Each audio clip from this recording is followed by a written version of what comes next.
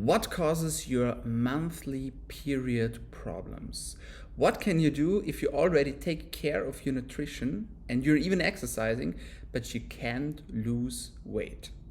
PMS, or premenstrual syndrome, is a serious problem that includes symptoms like headaches, different moods, problems with bloating, problems with water under your skin, and especially problems with your period. And there is one common cause that's behind all these crazy symptoms, and this is estrogen dominance.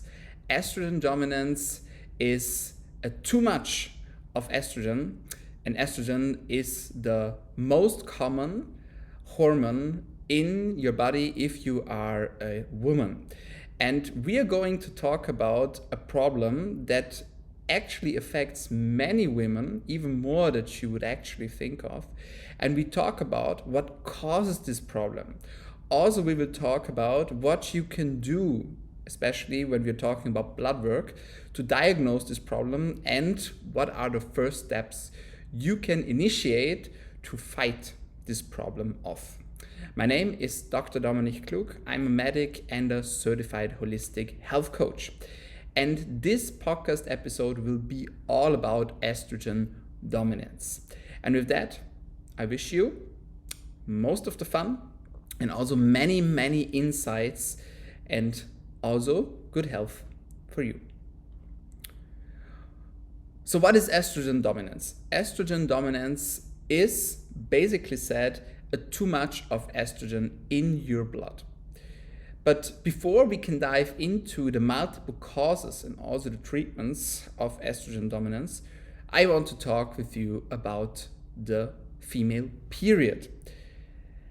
As a teacher, I see that many people, and especially many women, don't know about their periods. They don't know what causes their period. They don't know which hormones are the different players in this monthly cycle.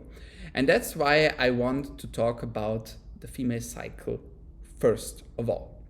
And to understand the female cycle, we have to get to know the players of the cycle a little bit better. First of all, there is estrogen. And you can differentiate between three different types of estrogen. First of all, there is estrogen. Estrogen is also called E1. Second, there is estradiol. Estradiol is also called E2. And third, there is estriol. And estriol is usually referred to as E3. First of all, you have to know E1 and E2, estrogen and estradiol, they can be turned over into each other.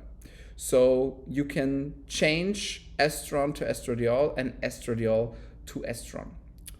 While estriol, E3, cannot be changed into another estrogen. So that's the first thing that you have to know. E3 stays E3, E1 can be changed into E2, and E2 can be changed into E1. E3 has special tasks to do when you're pregnant. Also, there are some tasks for E3 concerning your bone health, but most of all, E3 has its role when you're pregnant. If you're not pregnant, forget about E3.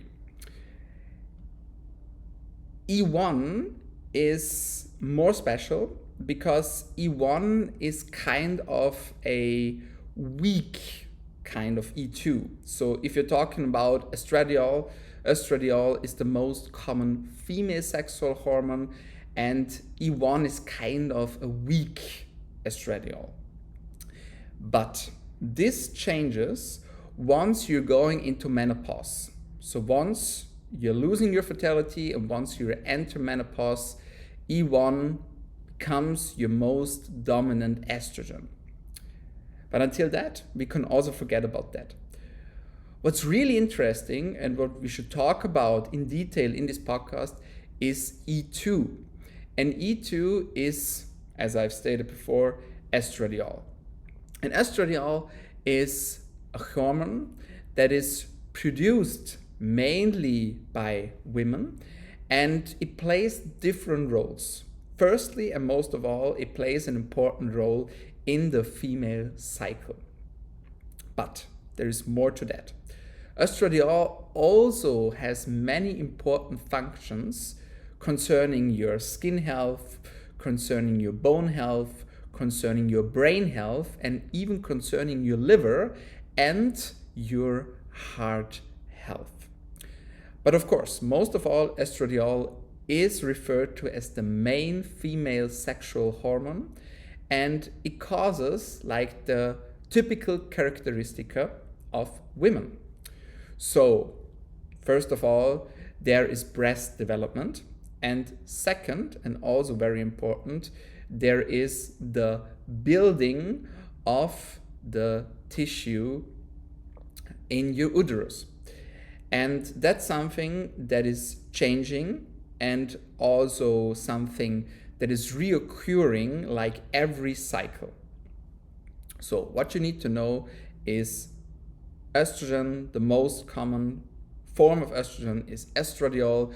You can measure it in the blood, and it's the most dominant sexual female hormone. By the way, also men have a little bit of estradiol, but they shouldn't have too much, because if they do, they will go into estrogen dominance as well, and they can get kind of some female characteristica.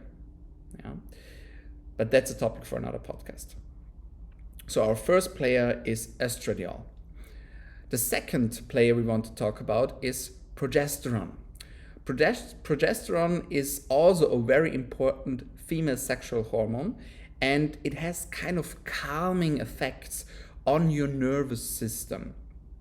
Moreover, it helps with your cycle. We will talk about that later, but progesterone is something that you want every cycle to peak in the second half of your cycle. But there is more. Progesterone is also involved in the metabolism of your fat, especially concerning generating energy out of your fat reserves. And also, like estradiol, progesterone plays a role through maintaining your healthy body temperature. That's also something that you can measure. So some women choose to measure their body temperature to see when they will have their ovulation, when they can feel their Mittelschmerz. This is the pain they can feel after their ovulation. Furthermore, progesterone is important for your sex drive. It has some associations with hormones and different kind of hormone-like substances, for example, serotonin and GABA. And so progesterone is also very important for your mood and also for your sleep. That's why when women enter menopause, or they are even after their menopause, many women have troubles with their sleep, and many women have troubles with their mood. And sometimes this is because they are really missing out on their progesterone.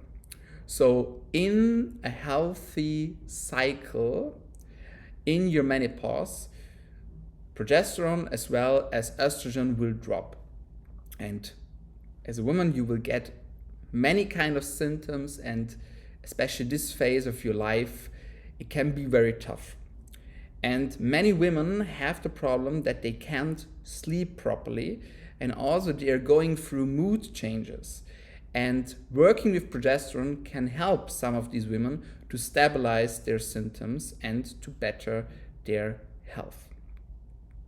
So if you have too low progesterone, this can really be a problem, but not only in menopause, but also in your fertile years. So as a woman, when you're ovulating, when you have a cycle, you want to have a certain amount of progesterone, because if you don't have it, this can lead to various symptoms. For example, you can have troubles with your period, you can have very heavy bleeding or sometimes spotting during your cycle.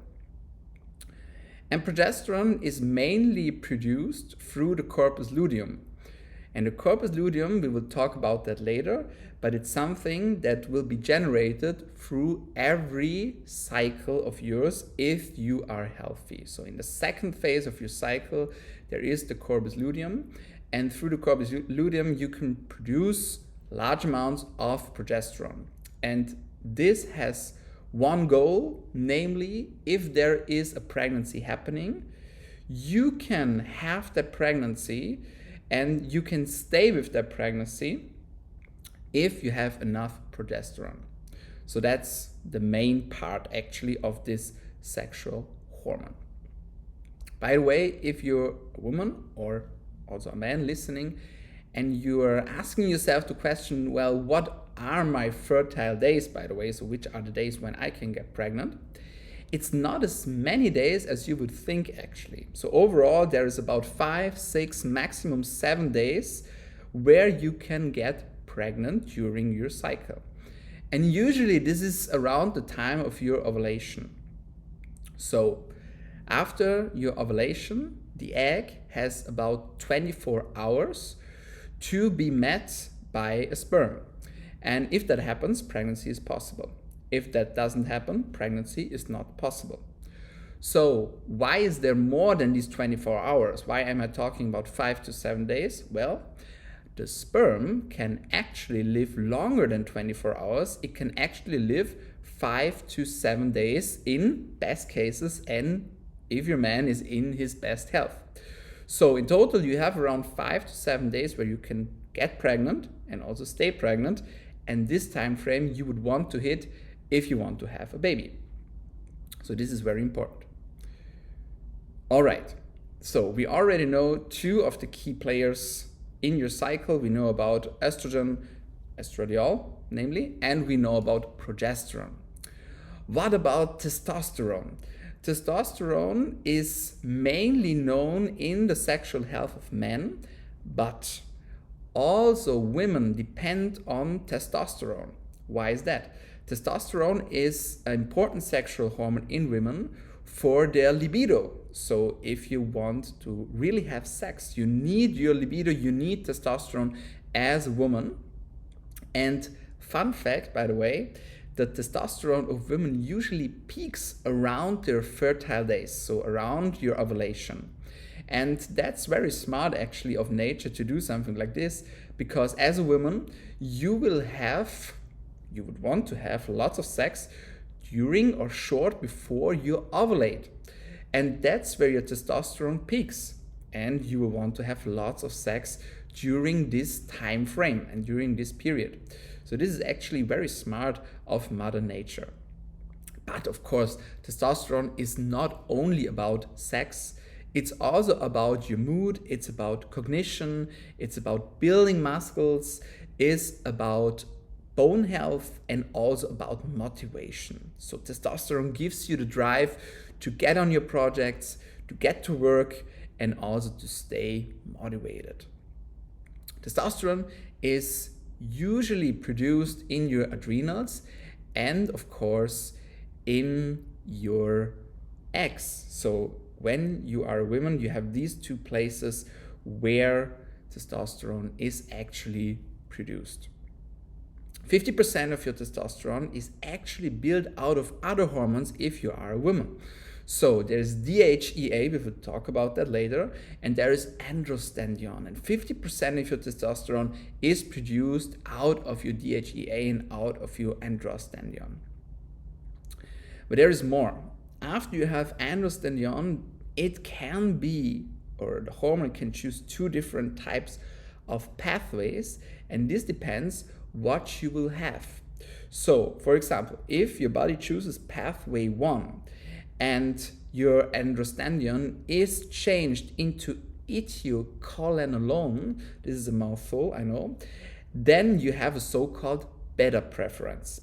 If it is changed and you go through a turnover into androsterone, you have a so-called 5-alpha preference.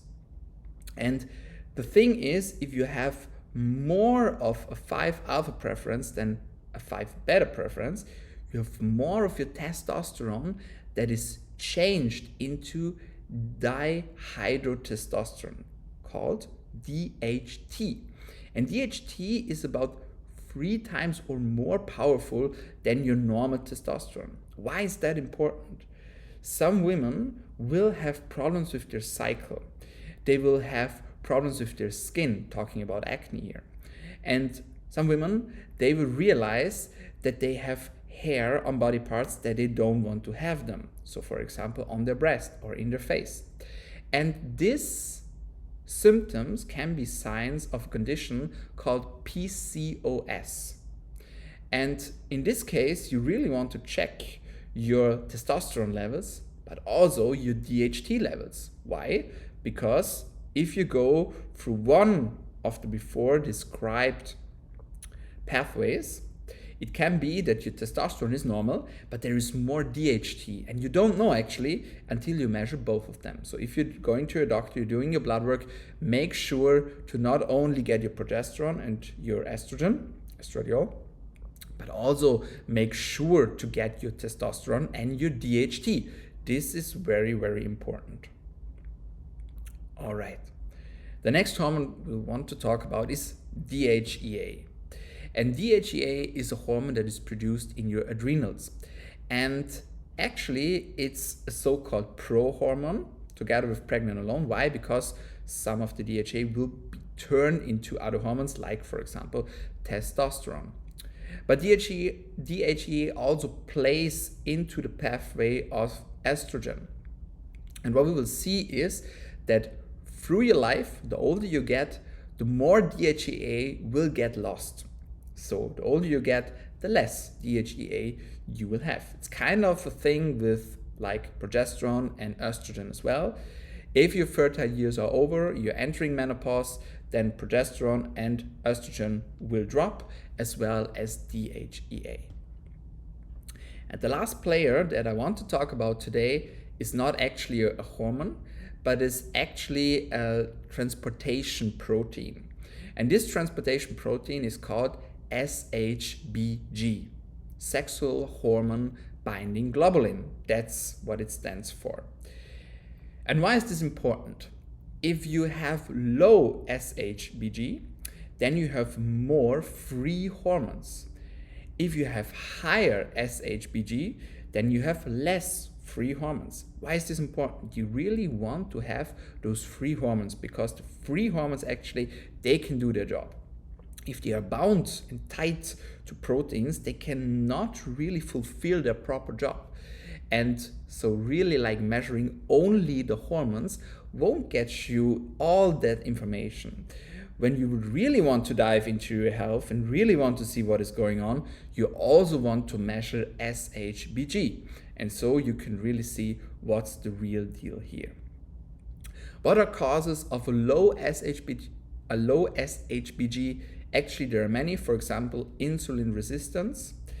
Then there is malfunction of your thyroid. So usually when the activity of your thyroid drops, there's also less SHBG.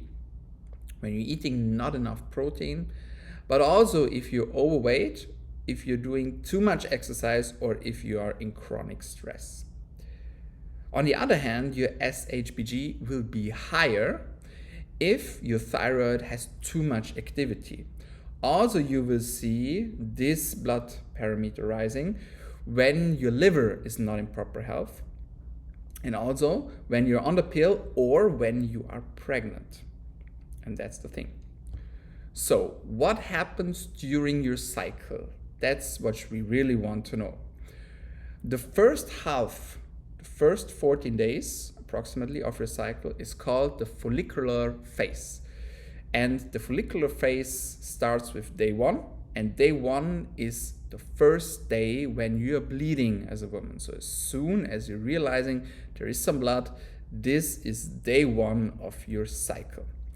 And the trigger of your new cycle is a hormone called GnRH. That's a short acronym for gonadotropin releasing hormone. So a part of your brain, the hypothalamus actually, will release this hormone. And this will lead to a cascade of further events. For example, another part of your brain will then produce FSH, follicular stimulating hormone. And this will, like the name is implying, will stimulate your follicles, and the follicles usually comprise around 3 to 30 eggs, and out of these 3 to 30 eggs, only one will be the dominant one, and this one will have a chance to meet a sperm. So day one, it starts with your period, it starts with bleeding, then FSH is coming, and this triggers the release of other sexual hormones, mainly estradiol. So estradiol is rising in the first half of your cycle. Then you have your fertile days. So around the 12th to 13th, 14th day of your cycle, estradiol will get its peak. And then you will have another hormone called the luteinizing hormone, short LH, and that's where your ovulation occurs. So an egg will pop out of the follicle and it will be ready to meet a sperm in your uterus. And only when you have this ovulation, you can be fertile, and only then a period later on can appear again. So this is actually like what it needs and what it takes to have a proper period. So after ovulation, you will have an egg, as I've told you before, 24 hours. That's the time frame where it can meet a sperm and you can actually get pregnant. So what about the rest of your follicle? I said, like, the egg is popping and the rest of the follicle is still there. And that's where the second half of your cycle appears.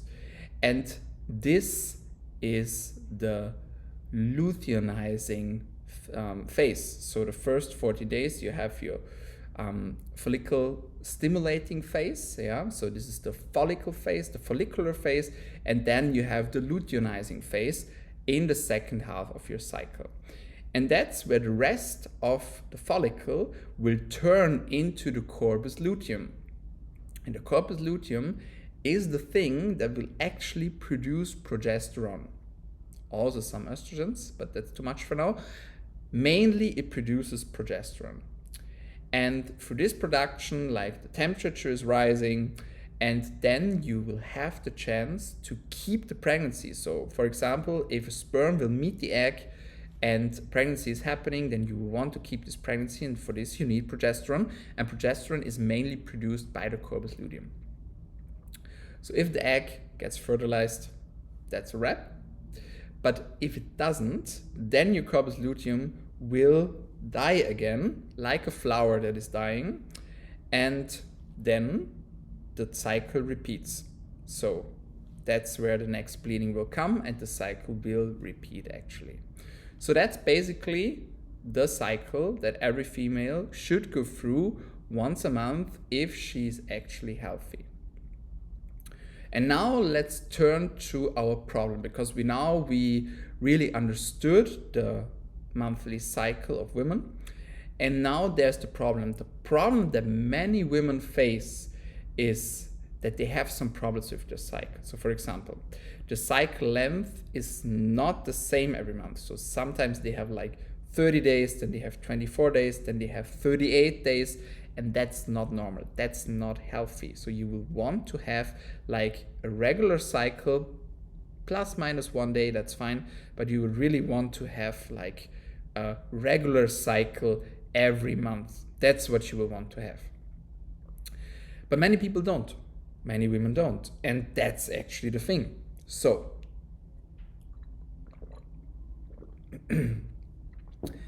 many women will talk about problems like, I will have a headache before my period, I have migraines, maybe I have some bloating, for example, I have some water retention in my skin, I have mood swings, all these different kind of problems that you don't want to have and that are usually referred to as PMS, premenstrual syndrome.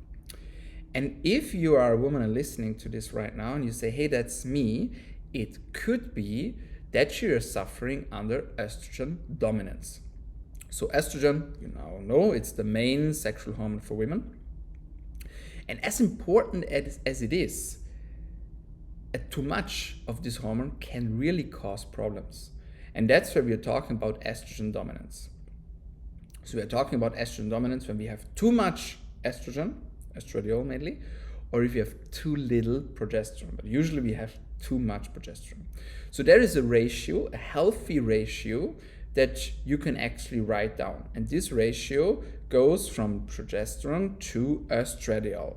And this ratio should at least be 80 or more. So that's a healthy ratio you would want to have from progesterone to estradiol on your 19th, 20th, or 21st day of your cycle. 21st, actually, that's the real English. So 19th, 20th, or 21st day of your cycle. That's where you will want to measure your blood, and that's where you want to see this ratio of about 80 or more from progesterone to estradiol. However, some women will have a ratio that is less than this. So they will have more estrogen, more estradiol, and this can imply estrogen dominance.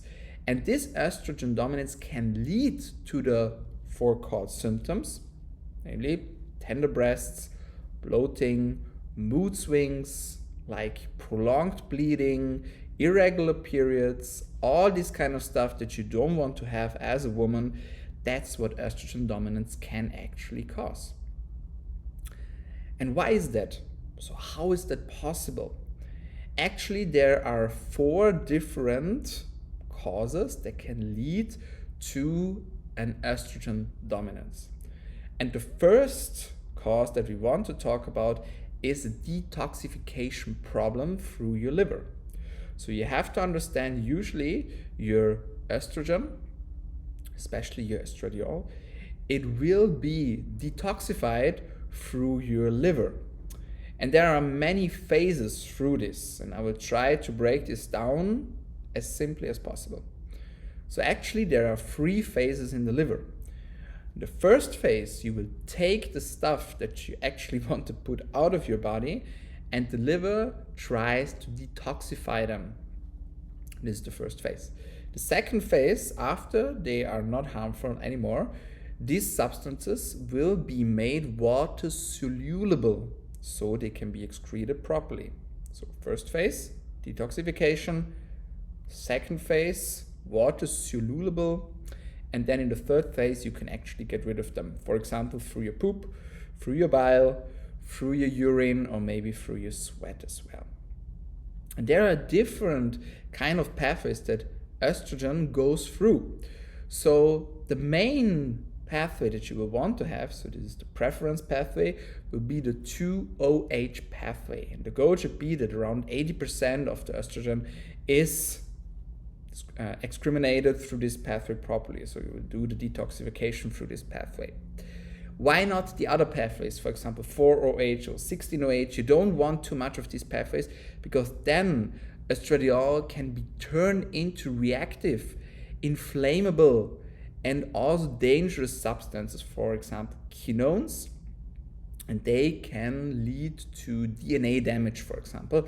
You don't want to have that. So we really want to have this 2-OH pathway, you see. Okay, so that's the thing that we will actually want to have. So if this detoxification process is not working properly, your estrogen cannot be detoxified properly, and it will stay in your body. And then you will have more estrogen that you actually want, and this can cause various symptoms, as we have talked before. That's the first problem. The second problem, the second cause of estrogen dominance, is something that we can influence a little bit, but not so heavy, and this is a genetic problem. So you can have genetic mutations in different pathways which can build up estrogen. So there is especially one pathway we should talk about here, and that's the COMT pathway. COMT stands for catechol O-methyltransferases. And this pathway is actually a methylation pathway. And this methylation pathway degrades the hormone, and so it can be detoxified properly. So if this methylation process is missing, then you can do a proper detoxification, Not because you don't want to, but because you have kind of lost in the genetic lottery. And that's the thing. You can work with some cofactors and enhance the detoxification process, but it will be very hard to do so actually. But fortunately, there is only a small percentage of women who fall into this category. That's the second cause. The third cause that leads to estrogen dominance is a problem with your gut. So, hard to imagine, but your gut health is actually very important in many instances of your health, and also for your sexual hormone health.